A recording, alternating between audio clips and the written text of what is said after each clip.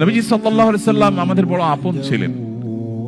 যুগ যুগ আল্লাহ তাআলা পৃথিবীর শুরু থেকে আজও পর্যন্ত নবী রাসূলদেরকে পাঠিয়েছেন মানুষের হেদায়েতের জন্য, মানুষকে গুমরাহি থেকে রক্ষা করবার জন্য।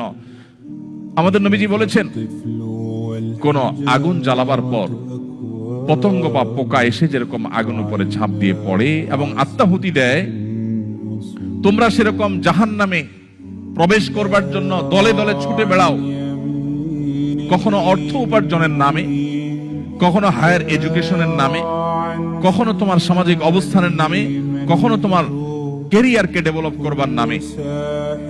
এক এক সময় এক এক নামে তুমি জাহান্নামের দিকে যখন ধাবিত হতে থাকো, তুমি জানো না কোন দিকে যাচ্ছ।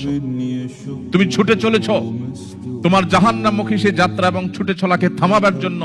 নবীজি বলেছেন, ওয়া আনা আখিদুম বিহুজুজিকুম মিনান নার, আমি তোমাদের কোমর ধরে ধরে টেনে টেনে জাহান্নাম থেকে বাঁচাবার চেষ্টা করি, এটা আমার দায়িত্ব। সেই নবীজি বলে গেছেন আমাদেরকে যে একটা সময় আসবে ফিতনা আসমান থেকে অনবরত পতিত হবে, কাওয়াকাইল মাতার,